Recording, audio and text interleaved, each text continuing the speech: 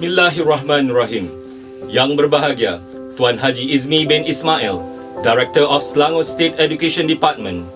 Yang berusaha, Puan Marpuatun binti Sastro, District Education Officer of Petaling Utama District Education Office. Yang berusaha, Puan Nurin binti Zakaria, Deputy District Education Officer of Petaling Utama District Education Office.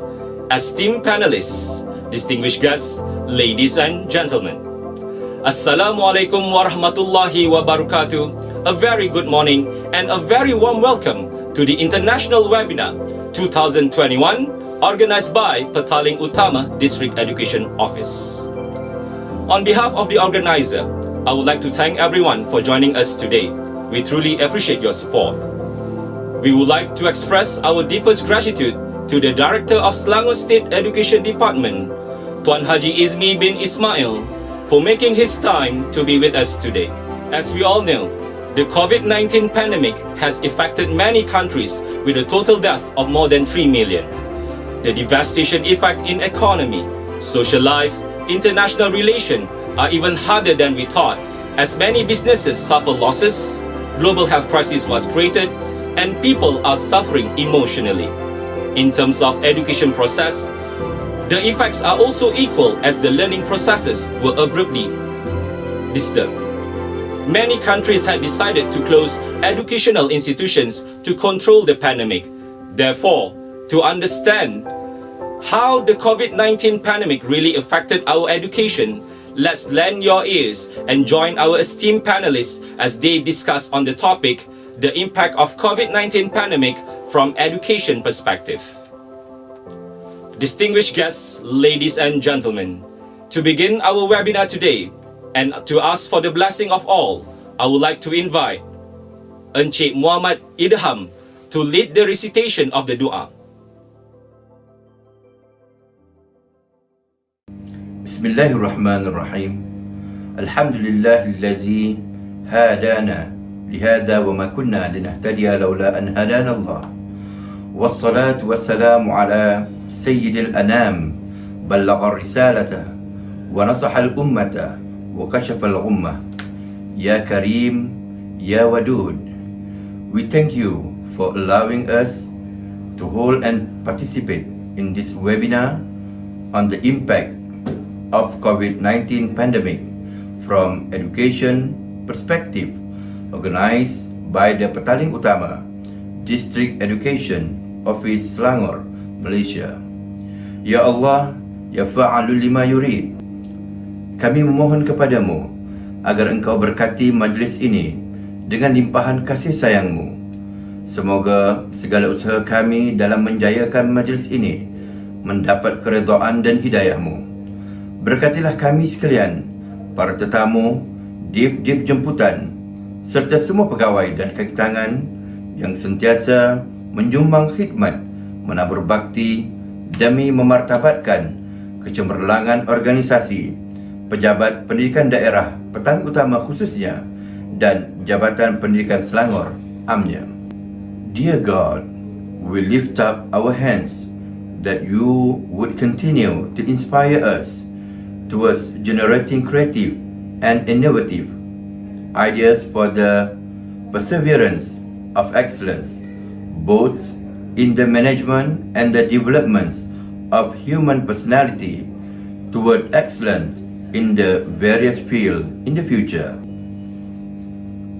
Ya Allah, Ya Ghani, Ya Hamid, bless our presence today as Thy servants who are committed to our duties, constantly striving to increase our potentials and performance with noble, moral, and personal values. Humbly we ask you, Allah, to complete obedience, that this event will be an encouragement to us to further uplift and foster education in this state especially, and in this country in general. Allahumma ja'al khaira a'malina akhiruhu wa khaira a'malina khawatimuhu wa khaira ayyamina yawmal khakafi. Allahumma ighfir lana dhunubana wa li ikhwanina allazina sabaquna bil iman ولا تجعل في قلوبنا غلا للذين آمنوا ربنا إنك رؤوف رحيم ربنا آتنا في الدنيا حسنة وفي الآخرة حسنة وقنا عذاب النار وصلى الله على سيدنا محمد وعلى آله وصحبه وسلم والحمد لله رب العالمين. Amin, amin ya Rabbal Alamin. Thank you to Encik Muhammad Idham for the prayer recital just now. To get things started, I am pleased to invite Yang Berusaha Puan Marpuatun binti Sastro, District Education Officer of Petaling Utama District Education Office, to deliver her speech.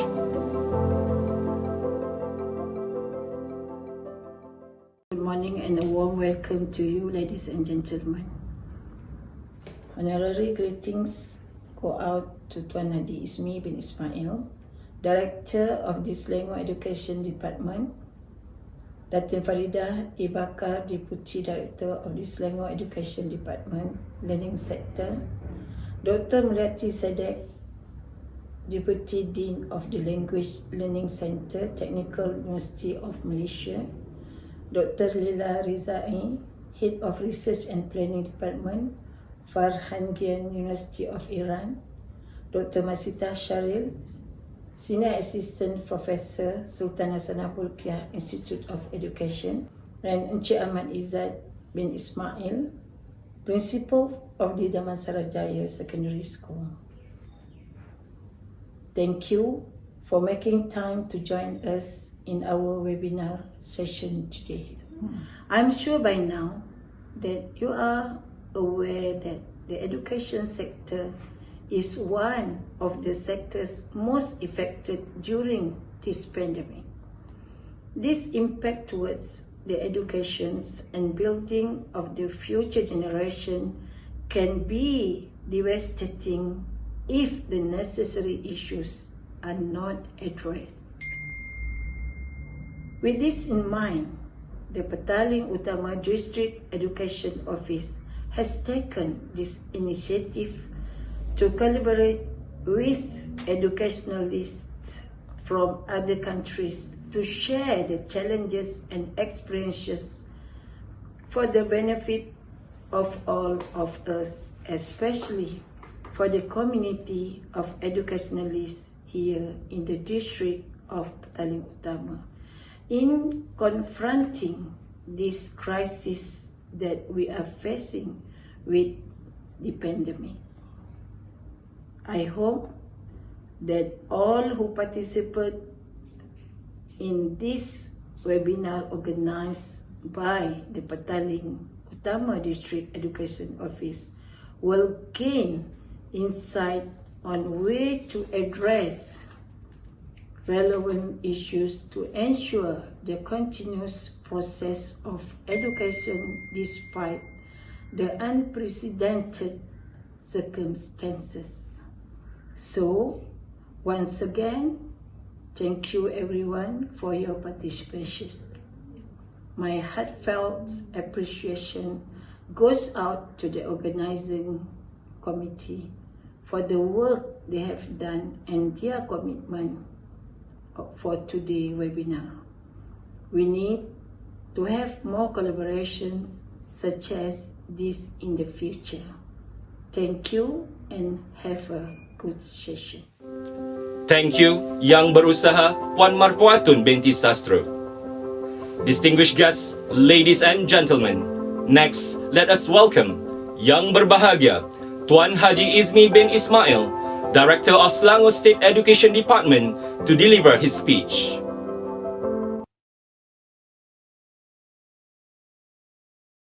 Bismillahirrahmanirrahim. Assalamualaikum warahmatullahi wabarakatuh. Good morning and a warm welcome to you, ladies and gentlemen. Honorary greeting go out to Puan Hajah Marpuatun binti Sastro, Petaling Utama District Education Officer of Petaling Utama District Education Office, Datin Nur Faridah binti Bakar, Selangor State Deputy Director of Education for the Learning Sector, Dr. Mulyati Sidek, Deputy Dean of the Language Learning Centre, Technical University of Malaysia, Dr. Lila Razail, Head of Research Planning Department, Farhangian University of Iran, Dr. Mashitah Sharil, Senior Assistant Professor, Sultan Hassanah Bolkiah Institute of Education, Encik Ahmad Izzat bin Ismail, Principal of Damansara Jaya Secondary School, and viewers of this morning webinar session. I would like to take this opportunity to congratulate the Petaling Utama District Education Officer led by Puan Hajah Mahfatun binti Sastro for successfully organizing a webinar on the impact of COVID-19 pandemic from education perspective in collaboration with Technical University of Malaysia, Malacca, and Malacca Tengah District Education Office. The COVID-19 pandemic has affected education systems worldwide, leading to the near total closure of schools, universities, and colleges. Hence, the education sector is one that has been most impacted by the pandemic. To overcome this, the education sector in Malaysia has opted for the approach of online learning or e-learning with technology and devices as a mediator of communication to replace face-to-face learning. This webinar is organized to obtain better understanding on how the COVID-19 pandemic has affected education in Malaysia and foreign countries, as well as to gain exposure on best practices performed in implementing post-COVID-19 education. A platform for intellectual discussion among scholars, and lastly, to develop collaborative education networking with other countries. Finally, I hope that this webinar will open our eyes to see the challenges, faces, and the impact of the pandemic from different perspectives in order to be a more motivated, proactive, and optimistic educator. Congratulations to the organizer of the event, and thank you to all the panelists involved in making this webinar a success. Thank you very much. Thank you, Yang Berbahagia, Tuan Haji Izmi bin Ismail. As we all know, the COVID-19 pandemic has affected many countries with a total death of more than 3 million. The devastation effect in economy, social life, international relation are even harder than we thought, as many businesses suffer losses. Global health crisis was created and people are suffering emotionally. In terms of education process, the effects are also equal, as the learning processes were abruptly disturbed. Many countries had decided to close educational institutions to control the pandemic. Therefore, to understand how COVID-19 pandemic really affected our education, let's lend our ears and join our esteemed panelists and moderator as they discuss on the topic, the impact of COVID-19 pandemic from education perspective. Ladies and gentlemen, it is time for our webinar to begin.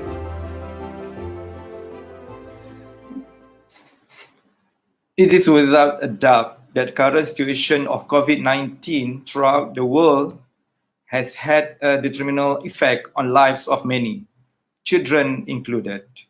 Not many have lost jobs, income, and suffered major losses with this heavy hit. But within certain countries and areas, the education system came to a standstill. Assalamualaikum warahmatullahi wabarakatuh, and a very good morning to the panel. My name is Ahmad Izzat Ismail, the principal of SMK Damansara Jaya, which located in Petaling Jaya, Malaysia. I have given the honor to be your moderator for today's discussion via this international webinar. The issue that we will be discussing today is the impact of COVID-19 pandemic from the education perspective. Before I proceed, let me introduce the panel to the audience and the listeners. Our first speaker is Datin Nur Faridah binti A. Bakar, the Deputy Director from the Sector of Learning from Selangor Education Department, Malaysia. She is the person in charge of planning, organizing, and executing the education policies involved with academics, which are in accordance to the Ministry of Education. Planning programs throughout all subject matters for both primary and secondary schools. She is also involved in planning and monitoring the teaching and learning activities, as well as the management of school curriculum. The second speaker for today will be Dr. Mulyati binti Siddiq, the Deputy Dean of the Technical University of Malacca, UTEM. Dr. Mulyati Siddiq is currently the Deputy Dean of the Language Learning Center within the Technical University of Malacca, UTEM. From 2015 until 2020, she was the Deputy Director of the Center for Academics Excellence and Scholarship. Her area of expertise is on the utilization of ubiquitous technology in teaching and learning, as well as language assessment.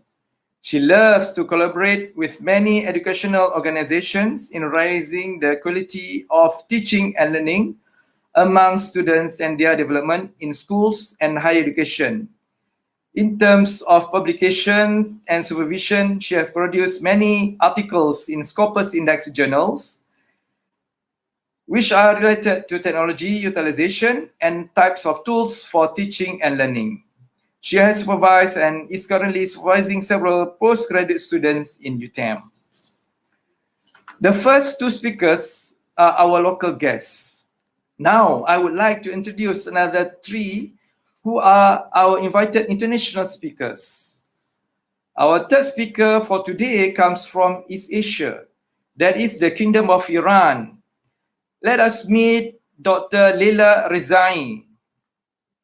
She obtained her Bachelor of Science in English Teaching from Shahid Bahona, Iraq, and a Master of Education Planning at Alami Tatabai from University of Tehran.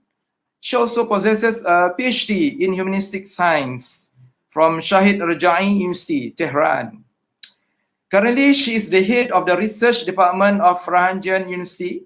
She is also a lecturer in Shahid Rajai and Azad University since 2015, and a general director in planning within the Ministry of Education since 2012. She also published an abundance of articles and research. She's also participated in national and international conferences and conducted technical teachers training programs. Welcome, Dr. Leila.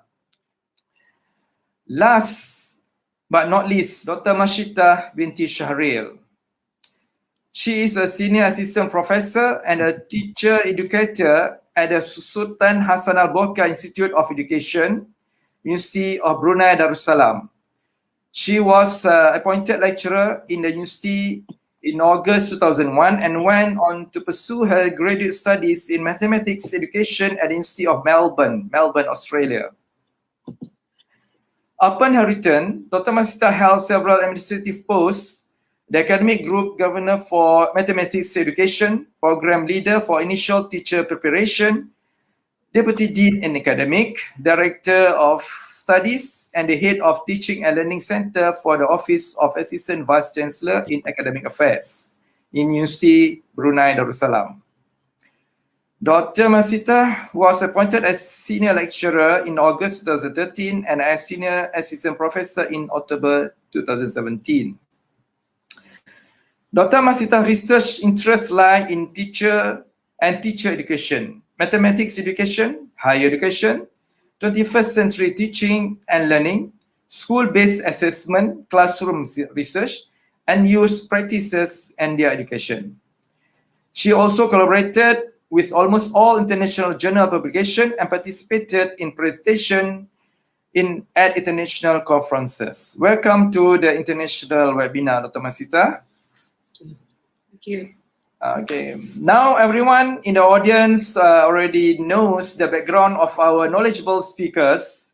So before I get the ball rolling, I must advise the speakers not to touch on any sensitive issues, such as commenting on the education policy within her own countries or others. There will be 3 rounds, and each session the speakers are given 5 to 8 minutes to answer the question by the moderator. If there are questions from the floor, maybe we can answer it briefly. So let us begin. So, and everybody must be calm because right now it's in the holy month of Ramadan. I know everybody will be a bit stressed, but anyhow, we can share our experiences based on the background of each of the speakers. Okay. This first question, I think I throw the question to all the speakers because it is the reality of today's event. Restructuring and reorganizing the education system face major obstacles. However, things needed to be done. In other words, action had to be taken to prohibit children from being left behind, deprived of a balanced and structured education. Based on the current situation of the pandemic COVID-19, could teaching and learning take place without face-to-face contact? Teachers, lecturers are now unable to be physically there for the student. The question was, could it be done? So I pass the floor to you, Datin Dr. Nofarida, as our first speaker.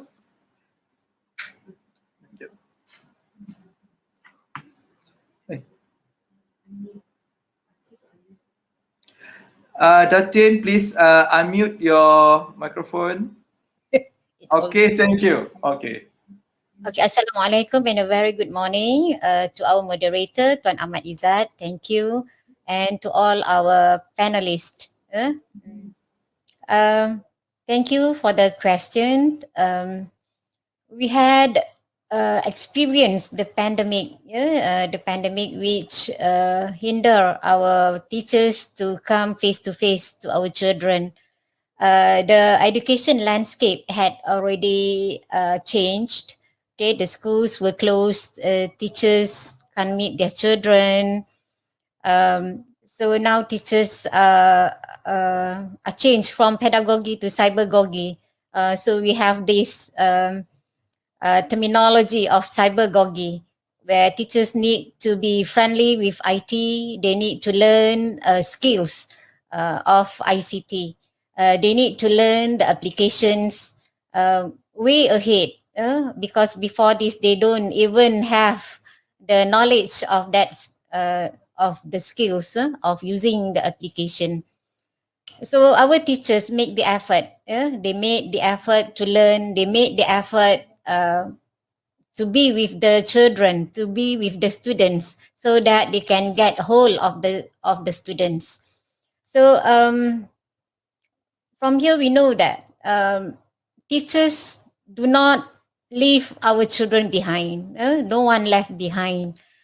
We try as much as we can to get hold of the children. Whatever subject that they have, that they learn in school, that's what the teachers try to teach them by we don't say home-based learning. We say that teaching and learning take place at home. Teachers are teaching from home, and so we have this problem where students are juggling with their schedule. Parents also parents were at home too. Their siblings also are at home, so everyone need to use the gadget. So what about the schedule? They need to come up with a better solution. So we have parents who ask teachers to have night classes. Some teachers are willing to do that, but some may not be able to fulfill the requests. Why? Because they also have their own family. So probably at night they have to cater to their own needs with the family. So MOE or KPM, Ministry of Education, Malaysia Ministry of Education has come up with Google Classroom portal. We call it Delima. We call it Digital Educational Learning Initiative Malaysia. It was being officiated in June 2020, but before this we had used it. So this portal, teachers can have parents, teachers, and students can have access to this dilemma, where in this portal, teachers can upload their classes, their materials, their teaching materials, and students can have access to it. Whereby teachers will upload their homework and they need to send their homework through Google Classroom. So it was easy. It becomes a culture for our teachers and students to use Google Classroom. What they don't have the ability is to teach students through Google Meet, where first at the beginning, Google Meet was the most friendly platform for teachers, but now we have MS Teams, we have WebEx, and etc. But still, Google Meet, I guess it's the most friendlier. It's most friendly platform for our teachers and students to use. Even our officers also prefer to use Google Meet for people not more than 100. But now we have to use MS Teams, which can cater more than 200 people, 300 people in that platform. So by using this portal, our teachers, our students and parents can have access to this portal at any time, anywhere, where they were given a special ID to have access to this platform. Okay, Datin. I think because of this one, this portal and the terms of Sabagogi, I think I give the chance to the higher education institution to comment about this, because Datin right now start from the primary and secondary schools. Now we are moving to the higher education, higher institution, and I would like to pass to Dr. Monality Siddiq, whether it can be done. Okay, over to you, Doctor. All right, okay.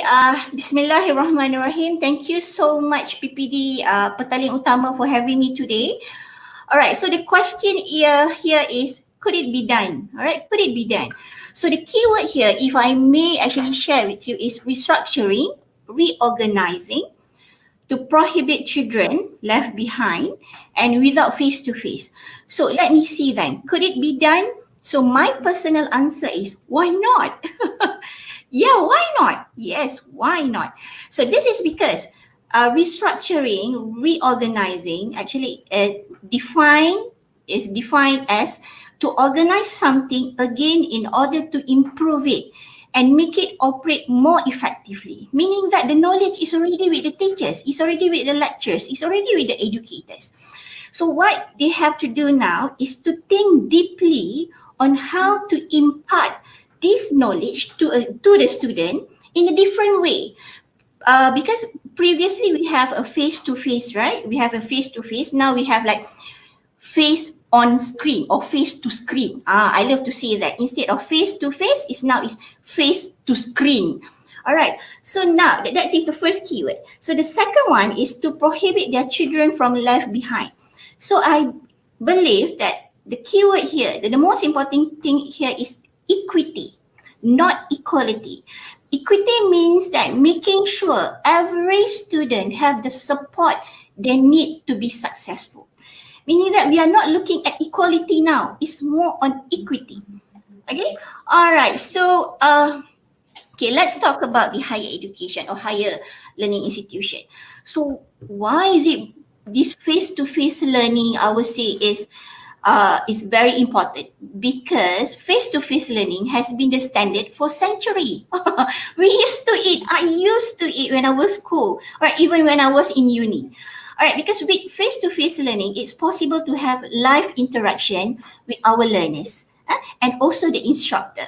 Since the interaction occur in a person, it means that learner need to be physically present in the classroom at a specific time. Okay, so face-to-face learning will help our student actually to organize their study because they need to be somewhere at a specific time. So we are possible for them to interact with the teachers or with the instructor and the student. So if learner, for example, they don't have self-discipline or didn't do their homework, like my student in UTM, they can simply be there and listen to their instructor to re-explain. All right, so if I may say, since this face-to-face has been the standard for so long, face-to-face learning is readily recognized as a real way of learning. So since individual must be physically present, take a traditional course, people assume that they are actually taking time to learn something and are serious about it. Okay, so that is about face-to-face. How about face-to-screen? That is a very good question. Face-to-screen.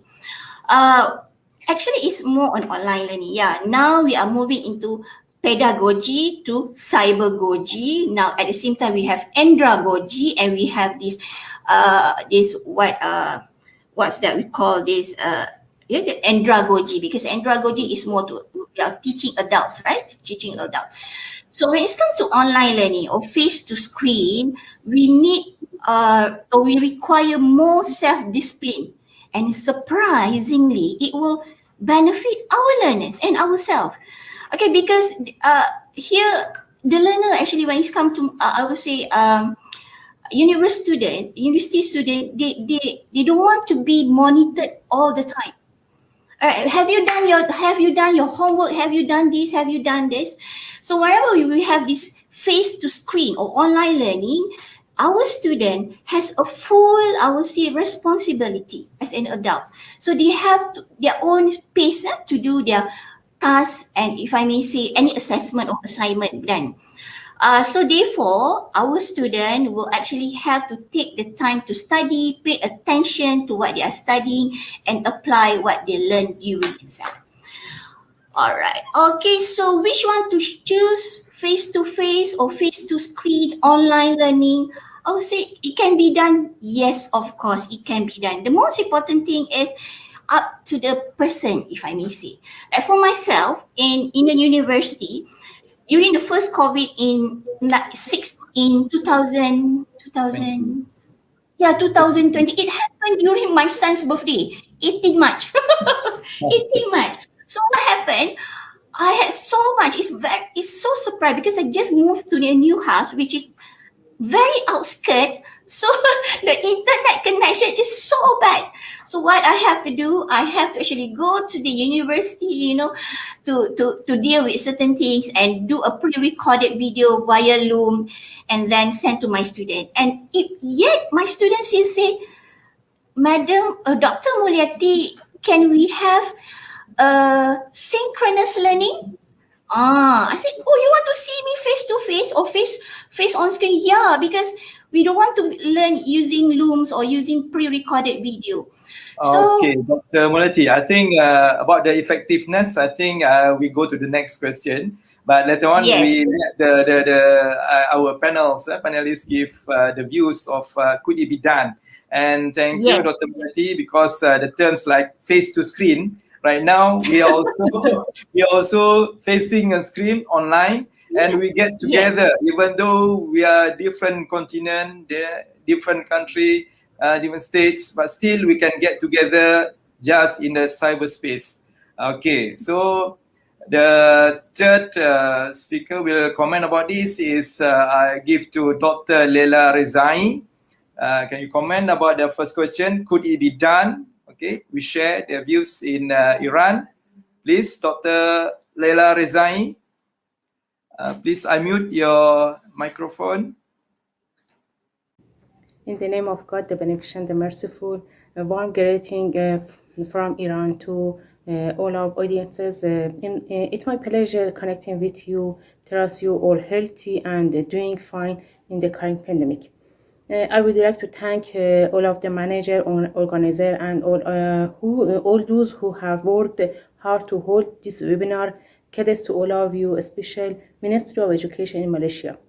Given the forthcoming crisis, it is necessary to hold such webinar and meetings so that with participation and consensus, we can overcome crises such as COVID-19 by the least harm to education. COVID-19 has shown us the future incident can easily reshape the world, so that we must not passively sit back and observe what play out. Now is a time for public deliberation and intelligent collective action. For your question, I want to say several months have passed since the outbreak of coronavirus in the world, and the only way to fight it is to avoid it and wear a mask and follow the hygienic procedures, so that the effective vaccine and medical may be available to the public in other month or year. Given the start of school year and its coincidence with the outbreak of the coronavirus, the question now arises in society, especially among families, that despite the coronavirus and its high risk to students and teachers, should our children go to school to study and learn? No one can be as a caring and experienced teacher, and no place is suitable for a school. And the classroom and attending school can be very constructive and effective in teaching and education children. Educational technologies, no matter how advanced, can never replace the classroom and the school and classroom environment, and the presence of the teacher and the face-to-face education system will never have a complete replacement due to its socializing function. School is the official beginning of children's socialization and a good time for this education.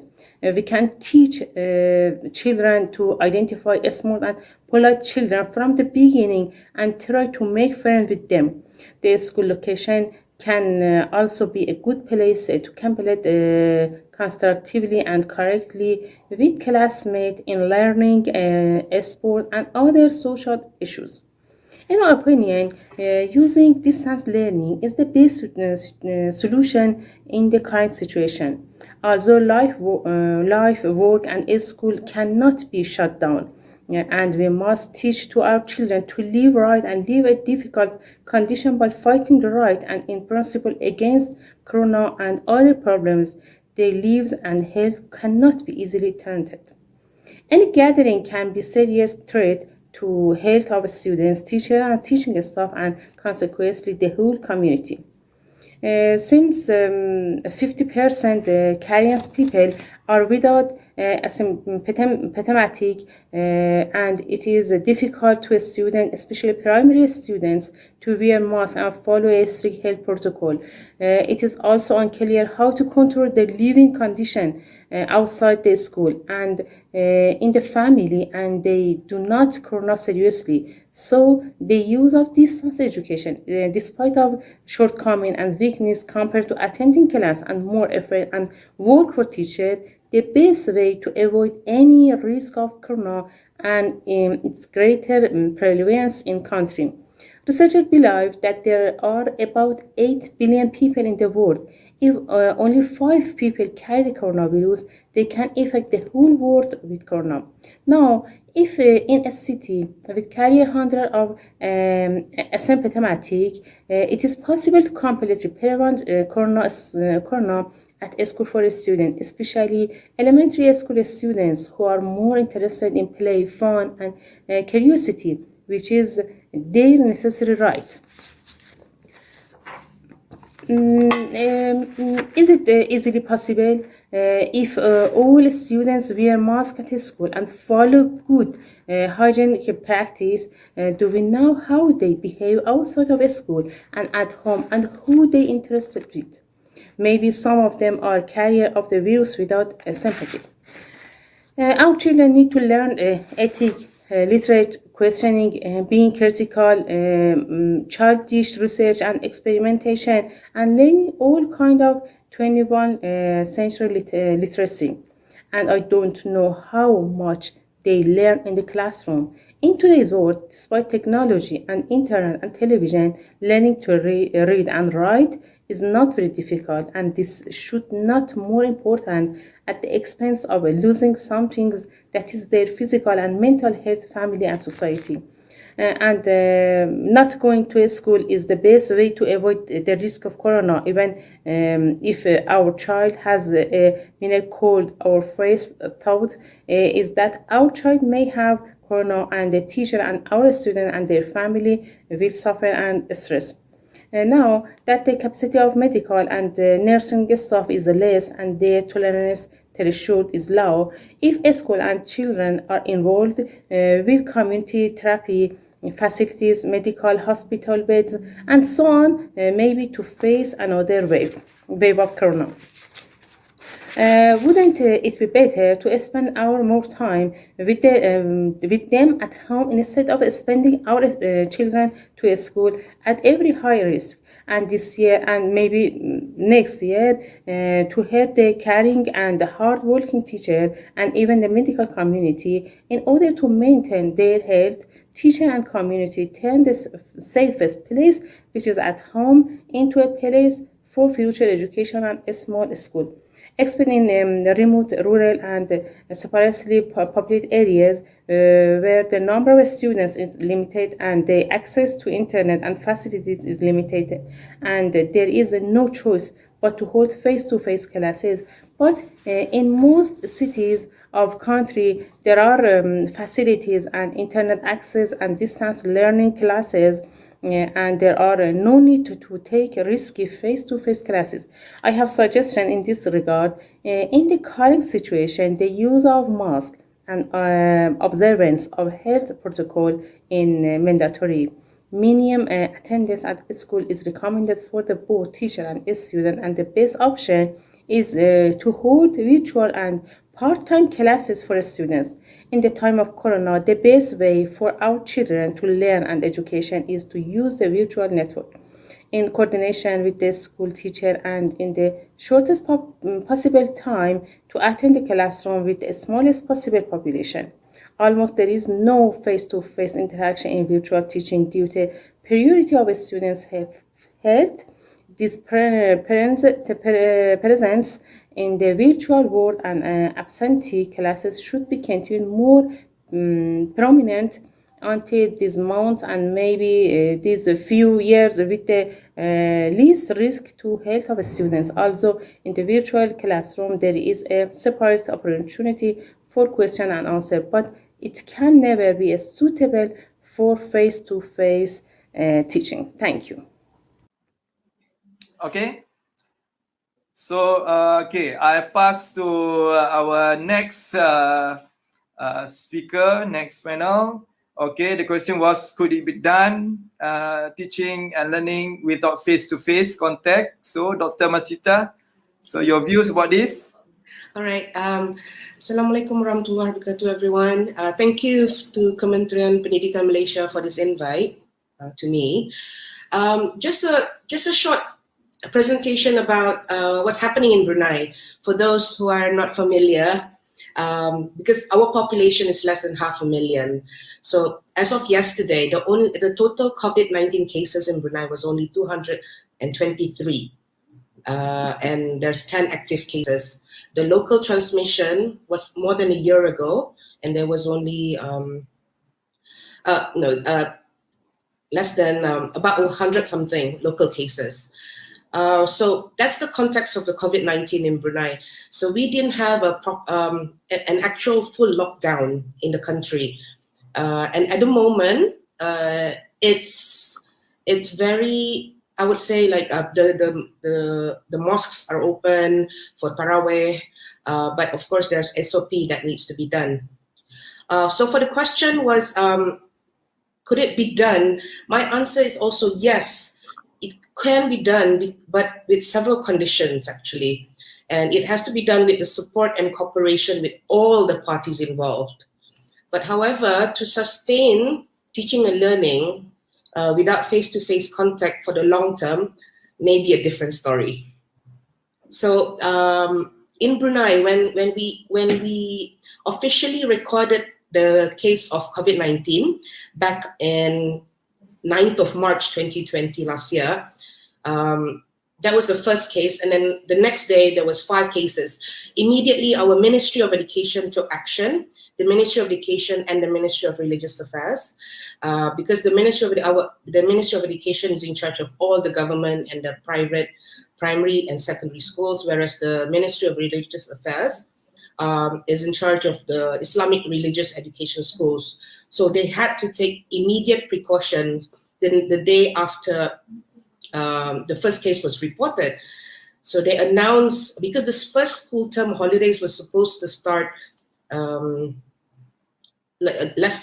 a week later, they had to push it forward so that the school holidays was earlier.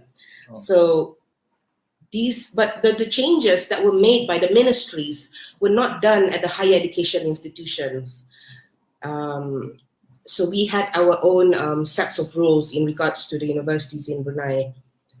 So what happened was, when the schools resumed from the school holidays on the 25th of March, the ministries immediately announced that all the teaching and learning sessions had to be conducted online. So in a way, like, the school holidays were extended, and all the students had to be at home. Just for information as well, there are 7 higher education institutions in Brunei.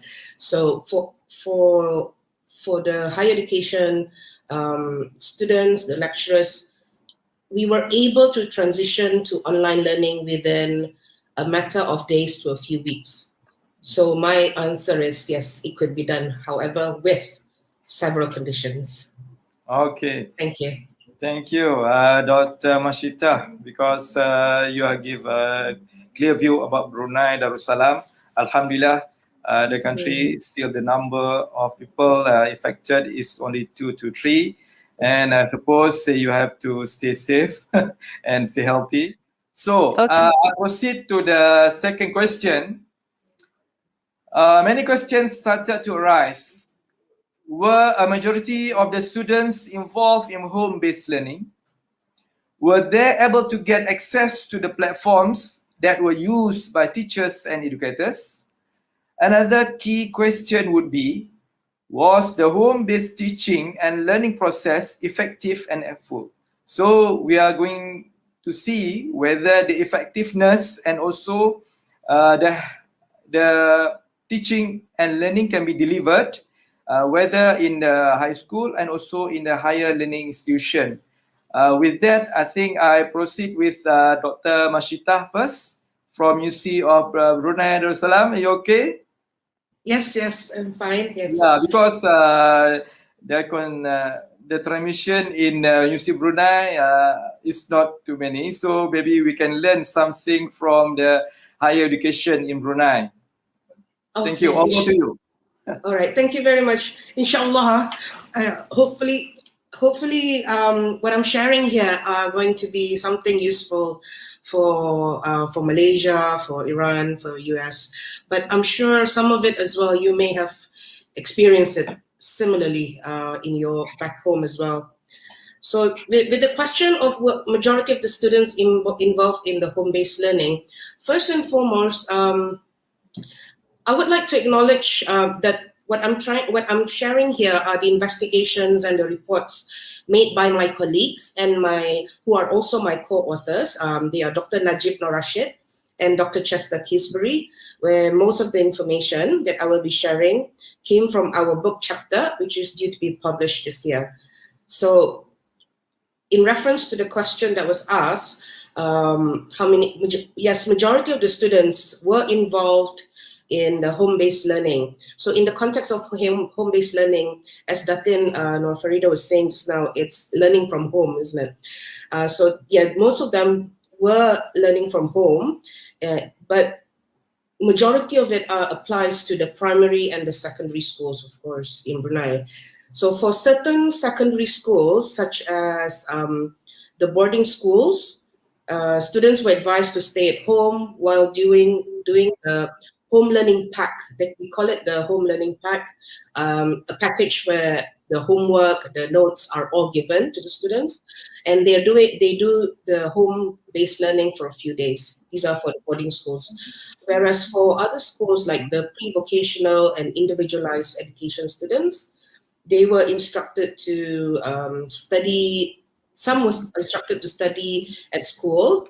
Sorry, they were instructed to study at school for 1 day and the home-based learning for 4 days in a week. So there's so many variations in the different schools in Brunei as to how the students were involved in the home-based learning. The remedial education students, they also had to do the study at school for 3 days and the home-based learning for 2 days in a week. So the studying at school was only encouraged for subjects which are involved in projects and practical classes, and only when it was needed. Meanwhile, of course, this has to follow the precautionary measures, where home-based learning is for 5 days a week, was also required for vulnerable students and any students who showed flu-like symptoms. So those are the operating sort of like the guidelines for how the home-based learning need to be done. Some in relation to the second questions, were they able to get access to the platforms that were used? The teachers were encouraged to teach via video conferencing, especially for the students who had access to the internet at home, whereas those who do not have internet or have limited access were advised to go back to school, however, with the precautionary measures. So this also meant that the number of students in each classroom was limited when compared with the normal classes before COVID-19. As part of the government initiatives to support online learning activities and platforms in schools, our Ministry of Education, in their effort for various schools, received provisions of bandwidth and data to facilitate continuous learning. The government also encouraged the public to donate new or used electronic devices for the use of academic communities. The ministry also set up a task force to look into ways online education in Brunei can be supported by industries. So one of the initiatives was to collaborate with the Unified National Network, our telecommunication service provider, that allowed the exemptions of specific learning management URL to continuously be accessed by internet broadband users, even when their internet quota is already throttled. So another initiative is from one of our sales communication company, the Data Stream Digital, the DST, where they EduPack add-on at a subsidized student rate, applicable to education platforms for the universities, such as we use in UBD, University Brunei Darussalam, we use the platform Canvas.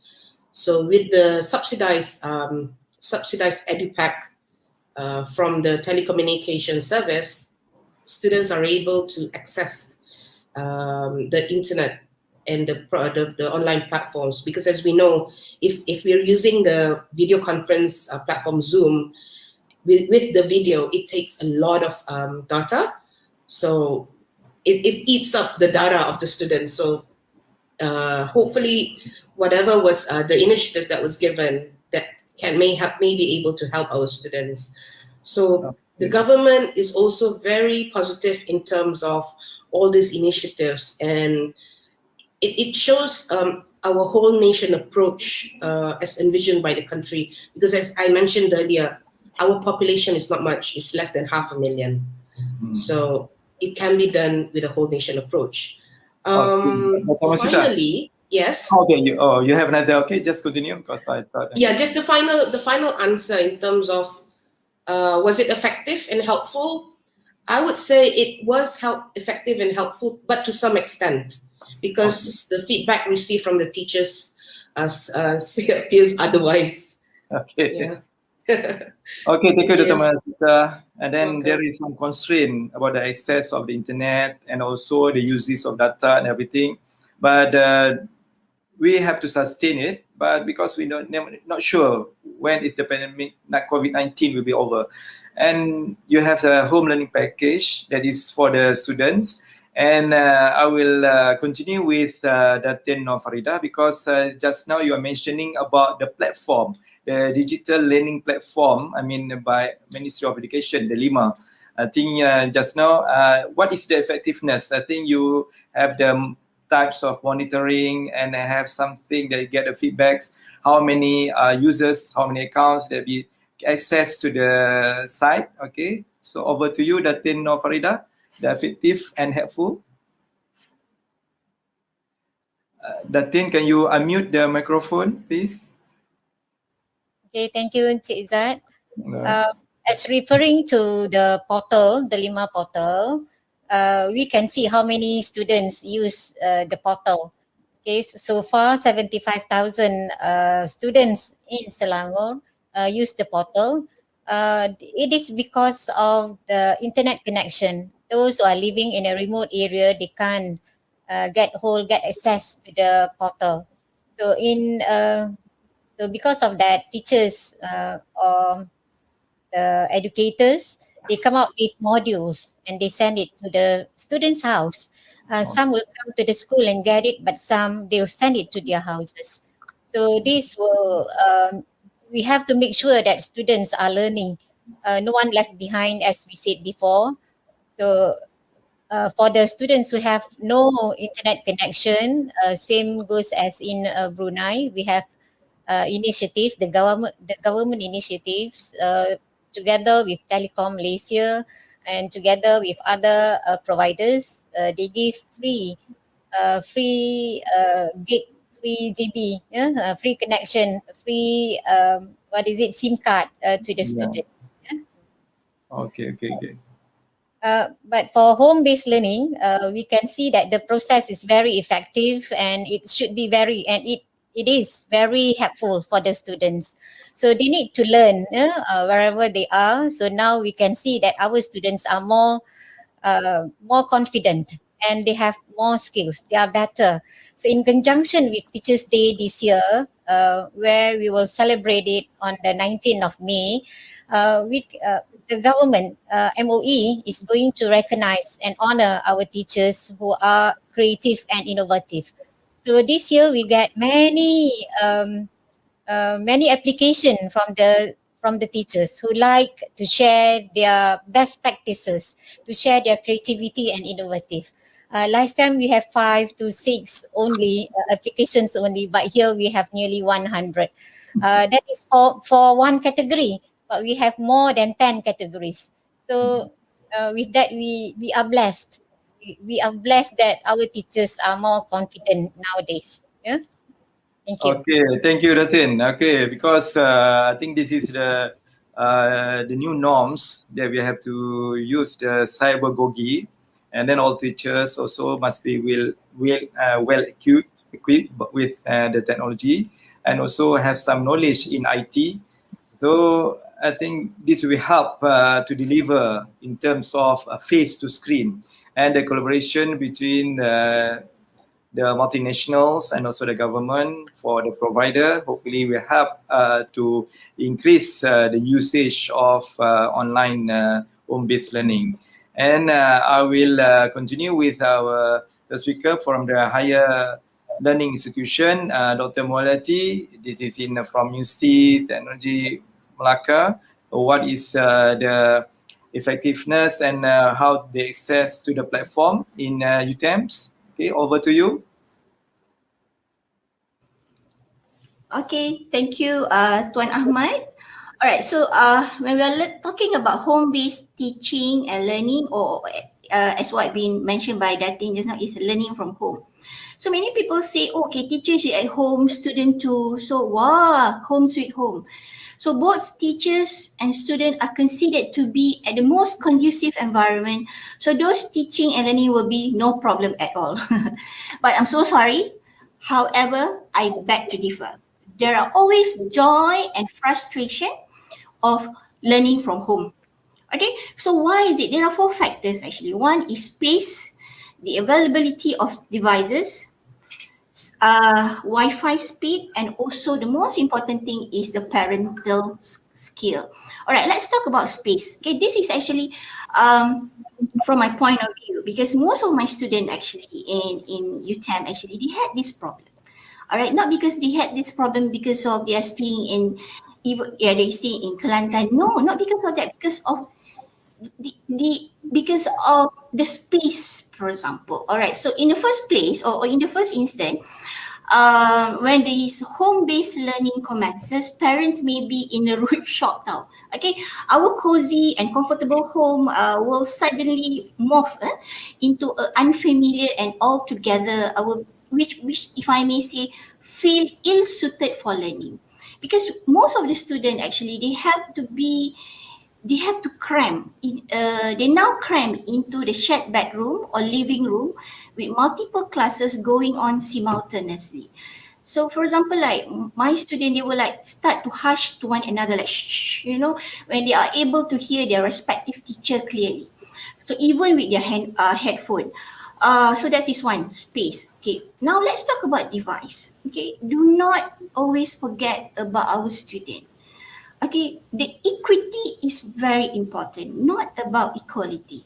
All right, so many students actually, at first PKP, if I may say, there are multiple family members share a laptop or desktop computer, and certain online learning platforms are best accessed via such hardware rather than mobile phone and tablet. Okay, home-based learning may not put pressure on these resources. Okay, and another thing is there is a fight, actually, not fight. There is, I would say, like a battle between the student and the parents, because parents who use their laptop for work-related tasks will find themselves having to access to their children and work around their classroom schedule. Okay, I have a student, actually, not the student, a friend, my kids' friends. According to my son, her friend has to share one mobile phone with 5 siblings. So you just imagine that, okay? So siblings who share devices will need to work out, okay, on equitable way for everyone to access the learning platform. Right, so that is one. So then the other one is about access. Yeah, I have to echo of what being mentioned by Dr. Masita just now. If we actually ask our student, for example, like myself, I ask my student to switch on their camera. All right, what they will say, no, madam, we cannot, because it will actually, drain our data. So what they will do, they will only actually switch on their camera for the 5 minutes. Then after that, there will be like 5 minutes before we end the class. Then wherever I say, all right, thank you so much, they will say, that is the time when I say, all right, thank you, madam, thank you, madam, thank you, madam, thank you, madam. So the access is very important.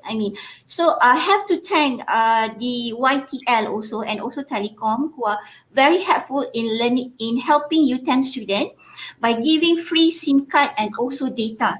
I think if I'm not mistaken, it's about 10 gigs for our student in UTAM. Thank you so much. All right, and the last one is parental skill. Okay, parental skill is very important. Parents who are very tech savvy will help their student. They will help their kids. For those who are not, how? What they are going to do? So this is when actually, that many of us actually, we do not actually post our notes to the student, but we will share them via WhatsApp or Telegram. So we will actually share these soft copy, or we will email them, say they will actually print it out later during classes. Okay, so at the end, I will say that adjusting to the new normal may not easy, but it's possible. Okay, as I mentioned to you, they are always a blessing in disguise. They are always a blessing in disguise. All right. Okay, so thank you, Dr. Mulati. I think you elaborate more on equity and the yes. sharing of devices and also the collaboration and parental skills. Yes, that Yes. indeed helps the student to encourage them to study online, because sometimes when the camera is on, we never know whether there is a student engagement during the teaching and learning, because maybe they are Yes, at the exactly. start during the attendance and at the end when the teacher or the educators making the conclusion. So the same question goes to Dr. Leila Rezai, whether in Iran they have a special platform for teachers and educators for online teaching, and whether the home-based teaching and learning process effective and helpful for the students. Over to you, Dr. Leila Rezai. It is your question. Was the home-based teaching and learning process effective, helpful? The recent outbreak of coronavirus pandemic increased the gap in the education sector globally. Though the coronavirus pandemic is novel, but it already has a noxious effect on humanity. COVID-19 outbreak has created educational disruption and global health concerns that proved very difficult to manage by global health system. Educational activities were badly affected due to the COVID-19 pandemic lockdown. Some of the identified effects include learning disruption, limited access to learning facilities such as laboratories, job losses in the education sector, and increased students' debts, reduce funding or education research constraints, and lose of learning interest among learners. Coronavirus pandemic has created multiple problems for education sector, leading to decreased education opportunity for underprivileged learners and those in rural areas. Uh, poor digital skills, school places, digital divide, poor electricity, unavailability and accessibility, network issues, adequate facilities, lack of training, lack of funding, resistance of change, and etc. are the major barrier for online education and education at home during the COVID-19 pandemic.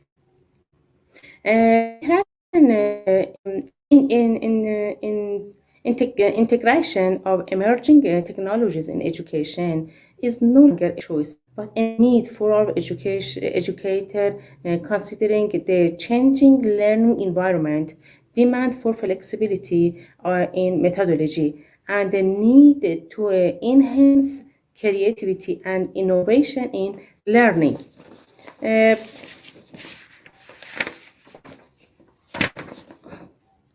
A student stay at home, although it has calmed the parent and increased the health of this group and away from the corona. But on the other hand, due to the infancy of distance education has created problem for all faculty, teachers, students, and parents.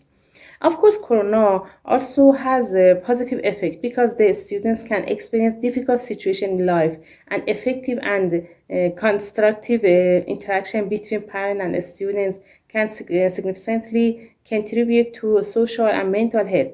And we must know that the most important source of social health in the difficult day of Corona is parents' relationship with their children. COVID-19 has major effect on school characteristics, including research, academics program, staff professional development, and job in the academic sector, and etc.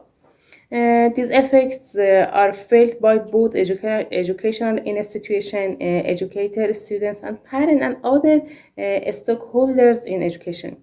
We emphasize the need for adoption of technology in education as a way to curb the effects of coronavirus and other future pandemic in education. The decision to shut down a school of coronavirus across the world may be harmful, but it is sensible considering the rate of spread and the dangers imposed by COVID-19 pandemic.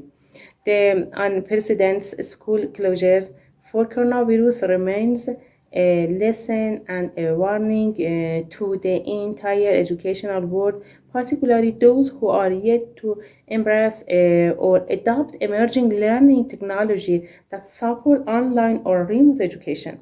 Stakeholders in the education sector have to develop robust strategy to deal with post-coronavirus area. So I can in some in I can no choice to select teaching and learning at home because of healthy and safety our children of our children is very important. Okay, thank you. And as we know, as we all aware, I come to the third question. The changes and modification needed to be done, but not only the government, but also teachers and educators.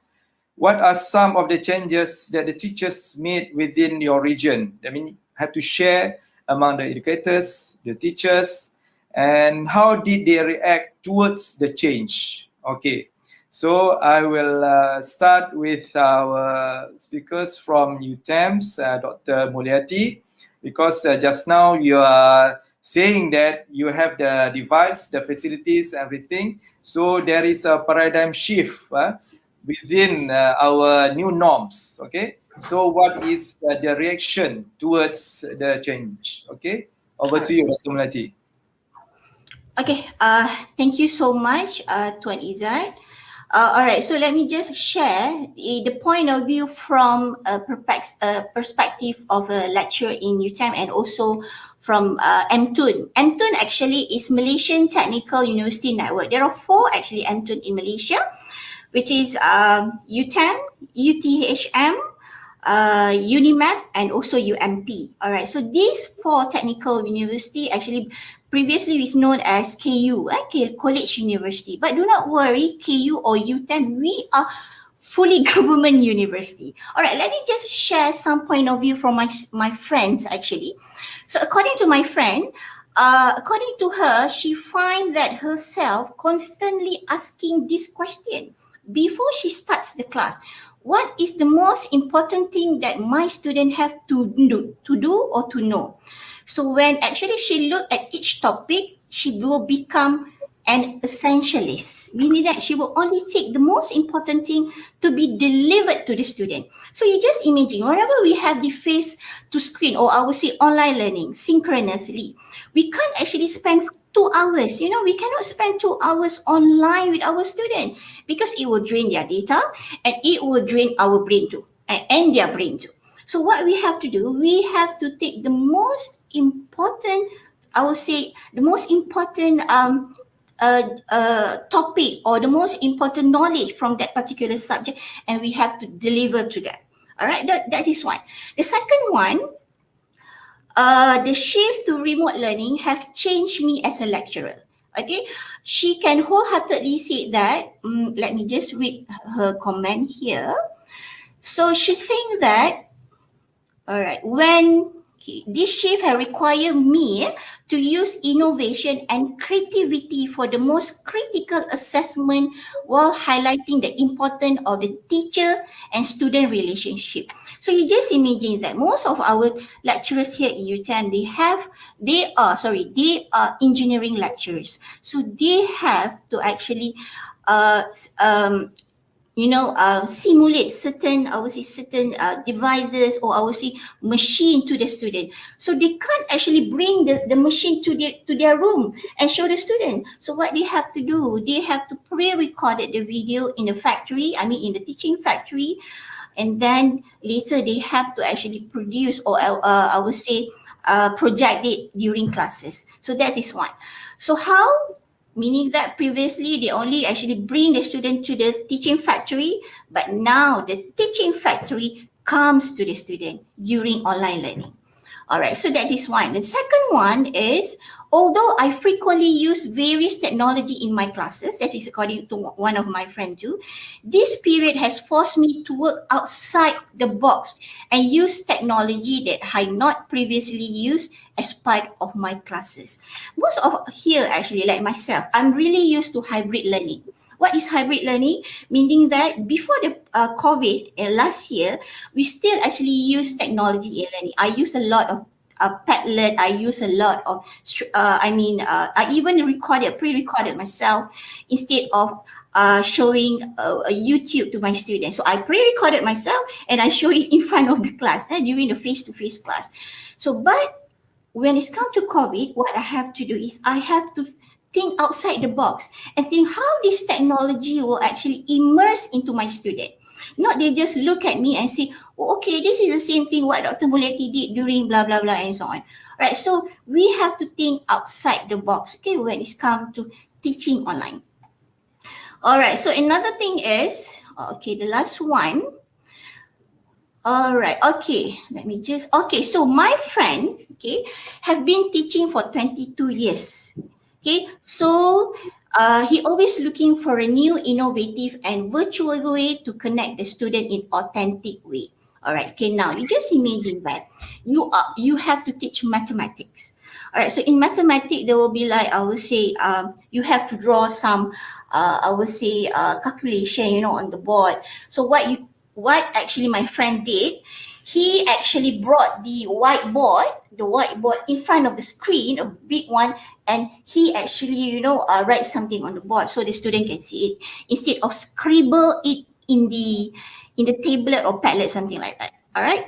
So back to the question, if I may say, what are the changes? So the changes is to deeply think on how this technology can help us more during online learning, because for me technology is already at our disposal.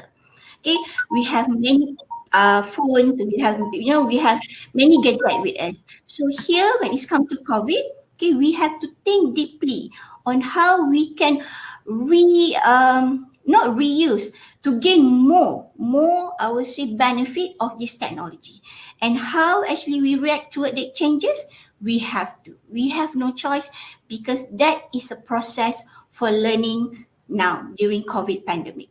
All right. Okay, Thank you so much. thank you, Dr. Melati. I think the adaptation and the adoption of the new technology, and also using the innovation and the creative in order to deliver the message to our students is most essential.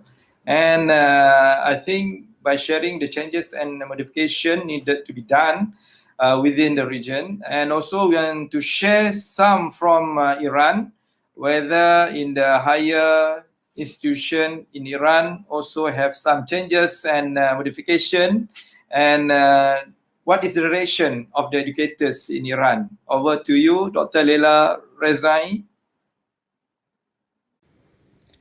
Globally, more than 570 million students, 33% of the enrolled students worldwide were affected by countrywide school closures in 30 nations.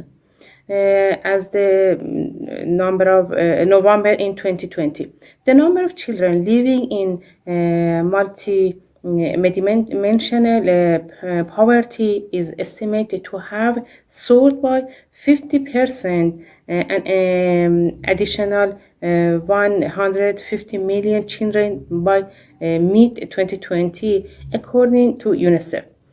Each year, Iranian students start the school year on 23 in September. After 3 months summer vacation, while this year, in the light of the pandemic, all educational centers in Iran have been closed since the February 2020, and education was followed in 3 forms of in-person, virtual, and television-based. In order for students to keep in touch with their studies, the Ministry of Education launched a homegrown mobile application on April 9 called SHOT, providing students with distance learning program. Our 60% of students and 94% of teachers attend 64% of classes through the SHOT app. Those acronym in Persian translates as the Student Education Network. Moreover, the Islamic Republic of Iran Broadcasting also began to broadcast television educational programs on a daily basis after a school closure. Traditional education or face-to-face education of students has changed to distance education since the closure of a school last year due to the spread of the coronavirus and the prevention of human gatherings. In the very first day of the coronavirus outbreak, the Ministry of Education, in cooperation with the radio and television, set up a television school to continue the education process and prevent the students from falling behind in education and invite teachers to cooperate. Many teachers prioritize the work commitment job during the quarantine and telecoming days, teaching television to a student every day. Also, the TV school can be a way to achieve education justice due to its accessibility for students. Issues such as lack of a two-way interaction between teacher and student and short time in education could not meet all the educational needs to students. Therefore, in April 1999, the Ministry of Education launched a SHOT network to establish a two-way interaction between teacher and students in a safe environment.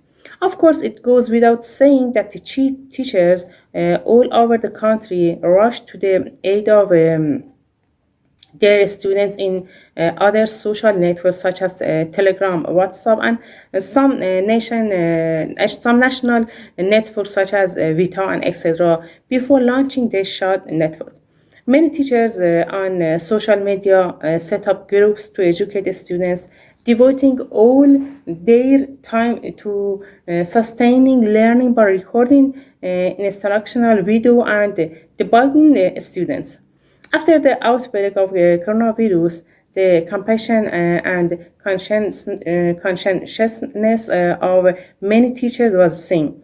In fact, it can be said the teacher played an influential role in society after the group health advocate. The student did not neglect it. Walking a long distance in the village in order to continue the education process for students who did not have access to cyberspace was another action taken by teachers after the closure of a school. Finally, the school year is ending with the efforts of teachers, the efforts of students, and cooperation of families. But the new school year will begin with different teaching method than the previous 3 months of previous year. In the new academic year, the Ministry of Education considered 3 methods of face-to-face education, television school, and virtual education as optional for students. Okay, thank you very much, Dr. Leila. And as we all aware, the changes and application needed to be done and within the region, and what is their reaction. I think the last ideas will come from University of Brunei Darussalam. So I would invite Dr. Mashita to give what is the reaction towards the changes in your region. Proceed. Okay. Thank you very much. So some of the changes that were made in Brunei were, of course, I mentioned earlier, the students are required to be at home, follow the online teaching and learning approaches through various platforms, of course, according also to the capacity of the respective schools. So the platforms used were like via email, Google Docs, WhatsApp was heavily used. Video conferencing, we used the Ministry of Education used Microsoft Teams. That is highly encouraged, and other social media platforms. I mentioned also earlier the changes in the learning with the home learning packs that were given to the students. Another initiative, another change I would say that was done, it was in the for the primary school students. With the help of the government media, Radio Television Brunei (RTB), the teachers came up with program rancangan pembelajaran di rumah or home-based learning television programs, especially for the primary school students. So this was broadcast or streamed via RTB Go or RTB Aneka, those platforms. So this in a way established and facilitates students learning during their stay at home period. Whereas the other changes, I would say, of course, the teachers had to make continual adjustments to the curriculum and the content as they navigate their way using the new online synchronous teaching. But we don't know what actually is happening to the receiving end, our students. What, in a way, like, were they able to digest what was given to them via the internet? And what about the delivery methods? So the adjustment had to be made in relation to the differences, of course, in relation to internet connections and speeds. Some teachers also they opted to skip the more difficult topics until they know such a time when students were allowed to return to proper face-to-face classes. Internet issues are a problem, so there were times where they had to resort to other means as well.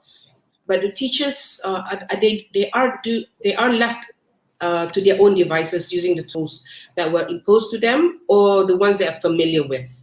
They mainly use the ones that are familiar with even before the pandemic. So the other changes I would say is this marking of assignments, which no longer took place in a physical setting.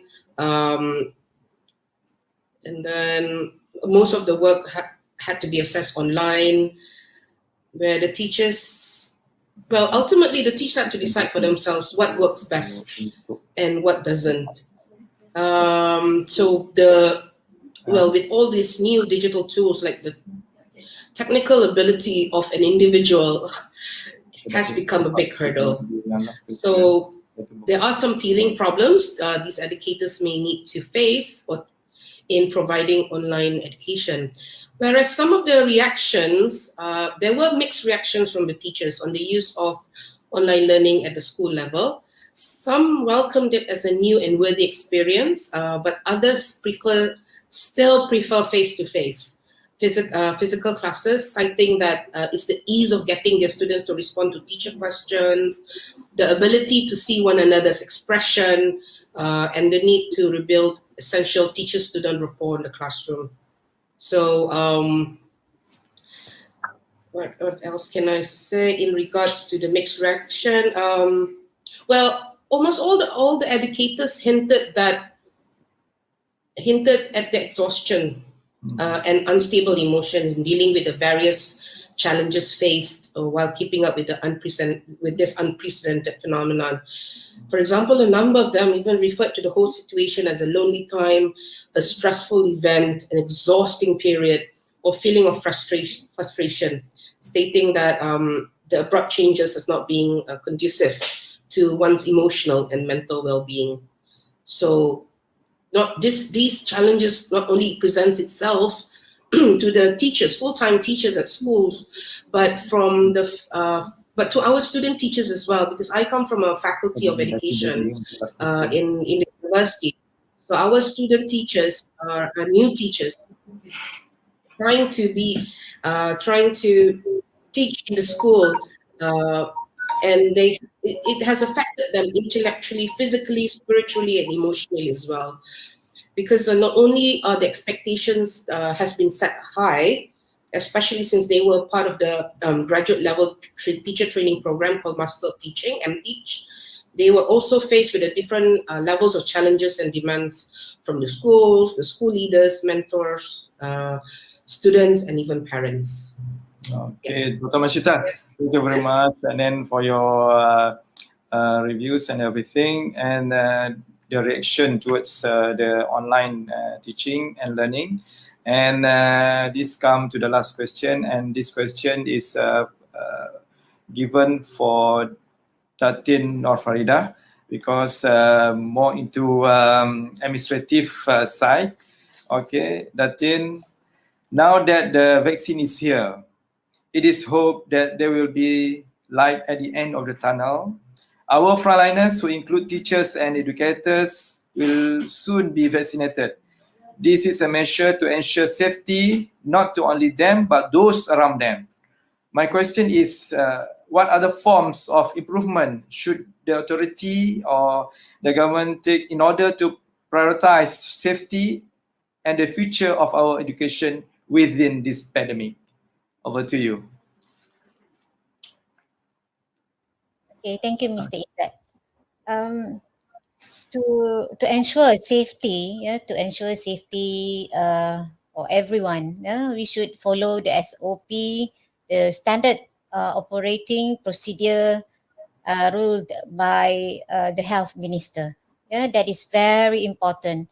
So what our teachers and students were being infected with this COVID was due to people coming in from outside the school. So some classes were being closed. Some schools were being closed also. Teachers and students need to be quarantined in order to sanitize the classes. In order to make sure that our students are safe at home, same as what Brunei did, we have Didik TV, where the programs are aired during from 7:30 to 12 midnight. So while sitting at home watching TV, they have to learn. They have to learn, then they watch Didik TV. For public examination, last March, our students need to follow the SOP very strictly, which we haven't done it before. It is for SPM exam, Sijil Pendidikan Malaysia, Sijil Pelajaran Malaysia, where those who are being quarantined or positive COVID, they have to sit for another phase of the exam. Even the markers also they do it online. So what we have to see here, what we have to do here, even the teachers, what we have to bear in mind here, even teachers got vaccinated, they are not free from COVID. The SOP must be followed strictly. So I guess that's all for me. Even we at the department, at the Selangor department, education department, we also have to take charge of this matter. We carry out courses, workshops online. We try not to do it face to face in order to keep people safe at every time at any list. Yeah, thank you. Okay, thank you, Datin Nur Farida, because Education Department of Selangor have done a great job so far, and Alhamdulillah, even though we are in the red zone, and actually there is no new clusters from schools, but the transmission from outside of the compound of the school, from the parents and everything. So pray to Allah that everything will be safe. We can get through this pandemic. And there is also the question from the floor. I think this question is for Dr. Masita. Dr. Masita, are you ready? Okay. Yes. Okay, the question from the floor is, what sort of alternative steps do you plan to have, or have you planned any, to address the issue of the various feedback received on face to screen, as in not all teachers agreed to it. Okay. Okay. In regards to the feedback that were received, of course, we need to do more research on this. We need to go deeper into understanding why is it difficult for them to even go online, and in a way like have solid evidence to inform the ministry or higher officials what kind of support that needs to be given to these teachers. From the university side, we use the term structured blended learning, what Dr. Mulyati was saying about hybrid just now. So in terms of structured blended learning, this has been imposed in the university where there's a certain percentage where you can have physical classes and another certain percentage for online learning. So that's the kind of blended learning that we meant. In relation to like what are currently happening from the ministry side, I mentioned about the donate data earlier. So that is another initiative that, in a way, if the teachers are still finding it difficult to teach using the online platform, perhaps like the donate data will give them that incentive to encourage their their students and other colleagues to teach online. And the ministry has also initiated to come up with a framework on blended learning, facilitated by the head of the Educational Technology Center, the ministry, to help our teachers to understand and utilize the best way of blended learning methods. So. Okay, thank you, Dr. Masita. I think you have elaborated much enough about that, because sometimes when we see the feedbacks whether we get from the teachers, sometimes they are so stressed because in order to start for the new topics or to prepare the lesson notes, everything, it is totally different. They have to adapt to the new norms, okay? And also some of the students and the parents also feel depressed because they cannot the facilities to access the class and everything. Okay, this is another question from the floor. Do all teachers need to report their home learning sessions to the ministry? Okay, so this is from open to Brunei and Iran. I think to Dr. Leila first. In Iran, all of teachers needs to record their home learning session to the Administration of School and Ministry of Education. In Iran, most of teachers and students, almost all of teachers, use Adobe Connect program or Shot app. Shot app is as I said before, is a national app that the Ministry of Education designed for teachers and students. And all of teachers have to record the teaching session and saved all of the file that they used, such as video and audio and text, such as text files, for example, Word and PDF. At the end of I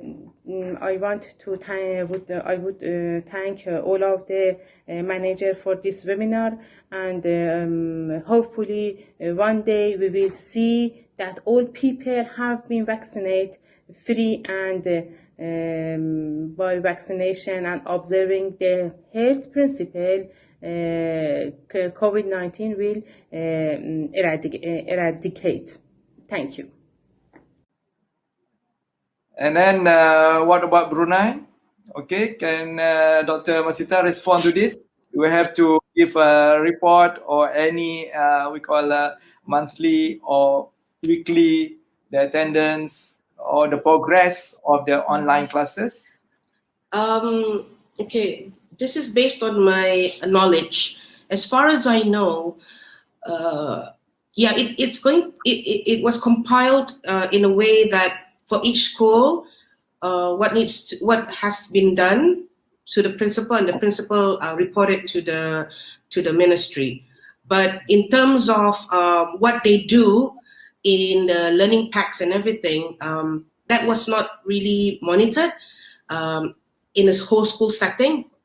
It was suffice at the level of the head of departments, I would say, because since the teachers were given the autonomy on what to include in the home learning packs or what to teach for online learning.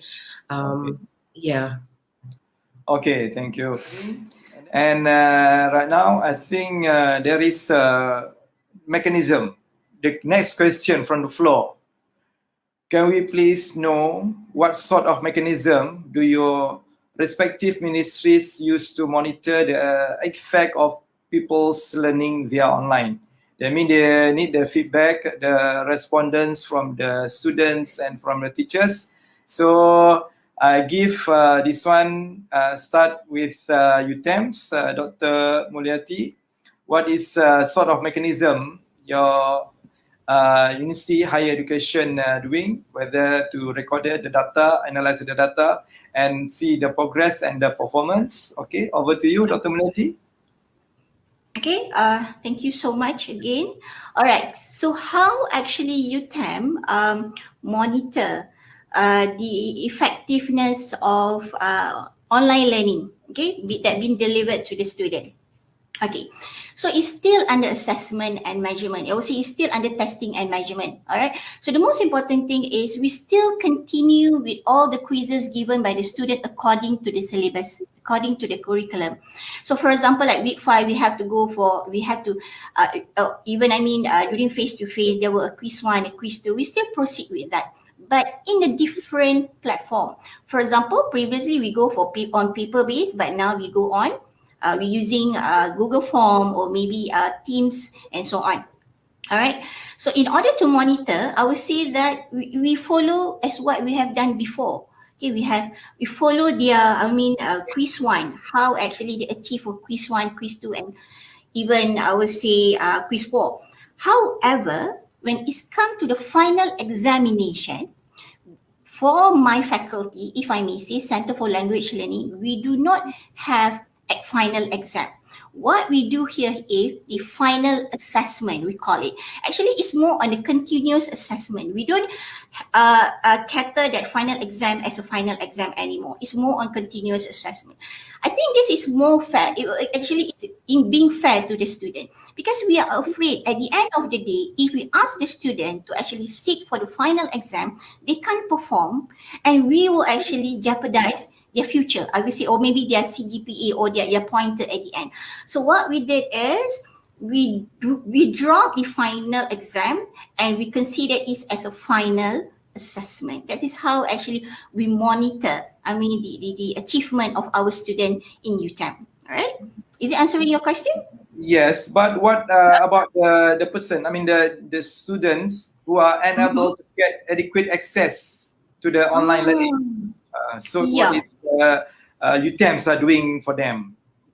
All right. Okay. Again, it's about equity. It's about equity. Most of our student, I would say, they don't come from a very good family. Their home is not that conducive. So what we did for those students who need this internet access, they will be at our hostel. We call them, okay, they will be in our hostel because we have a very good Wi-Fi and I would say internet connection here. So for those who in need, okay, most of the students, they will get an approval to enter UTEM to have this online learning, but not face-to-face, but face-to-screen. Although they are still here in UTEM, but they have to go for online learning. As what is happening now. Now we are in the week of week 5 for our semester 2. Even the students are here. Most of the students actually are here. Not most. I would say there are if you still remember, there are six category. There are six category of students who can come to university, right? Oh, so most of you, I would say my first year student, most of them are here, but we still can't see them face to face. But we still go for asynchronous or synchronous learning. All right. So that is one. The second one is by providing them a free data. If they can access, I mean, for those who are staying outside and so on. All right. Okay, thank you, Dr. Moletti. So we have come to a conclusion that everybody have already give their point of views. And before I wrap up this webinar, I will give each and every one of the panelists to give the conclusion so that everybody can have the last say. So I think we can start with Datin Nur Farida. What is your last word before we end this session? Datin Nur Farida, unmute your microphone again. Okay, thank you, Mr. Izzat. I would say that we have to stay safe and stay healthy and follow the SOP strictly. And we hope that our education, our teachers, our students are also safe. We don't want any pandemic, any virus to come near them. Stay safe, everyone. Yeah. Okay. Okay, thank you, Datin Nur Farida. Okay, right now, from Brunei, Dr. Masita, any last word? Yes. Well, education is very important. We hopefully this pandemic will end soon, and we need to move beyond the pandemic. I know we are in the new normal, so everything we do is something that is not familiar to us, but we adapt and we persevere. So in relation to staying safe, please do stay safe for everyone around the world, especially as well to our countries, in countries represented in this webinar.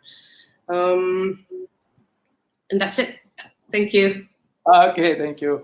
That means that Dr. Masita will still everybody happy perseverance. Okay, and then last from UTEMS, Dr. Mulyati, any last point? All right.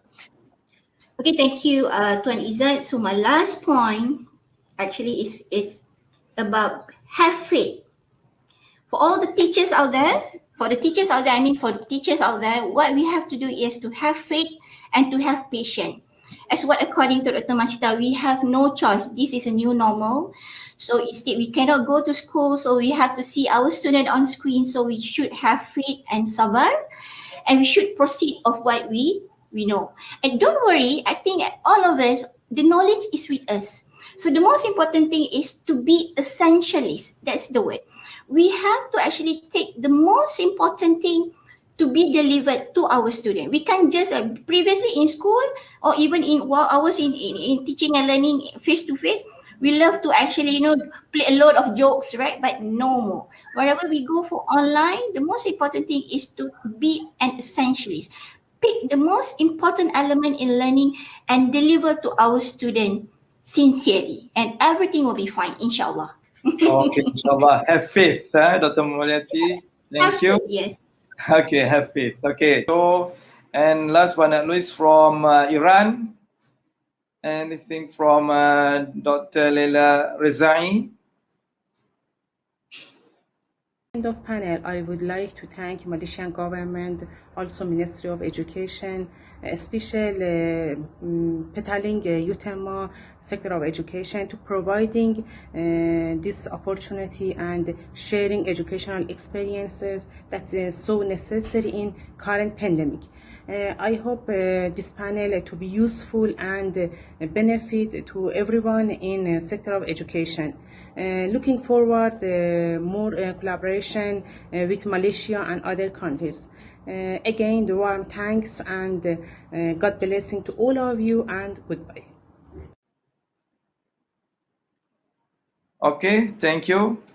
And before I close this session, I would like to give the floor to Datin Farida. Maybe she has a few words of acknowledgement.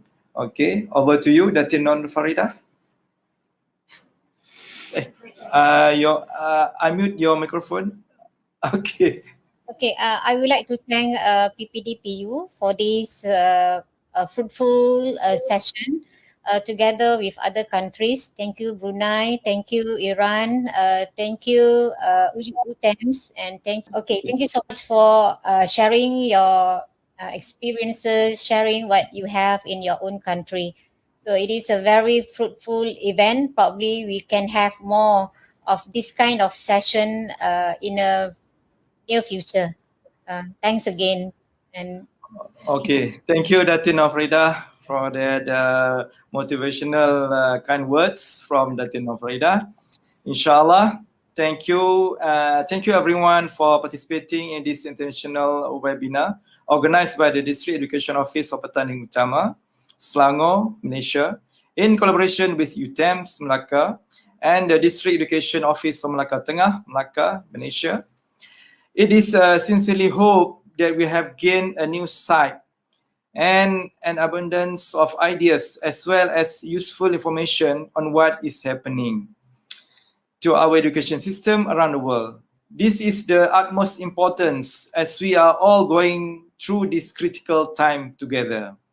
Hopefully, through this international webinar, we are ready to be a part of and face these new norms in education. It is also hope that we are able to adapt changes. May, with all of our efforts, there will be eventually be light at the end of the tunnel. The transformation in education must go on in the VUCA world.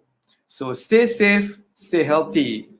Have a good day, Holy Ramadan, happy fasting, and thank you once again. I sign off now. Goodbye.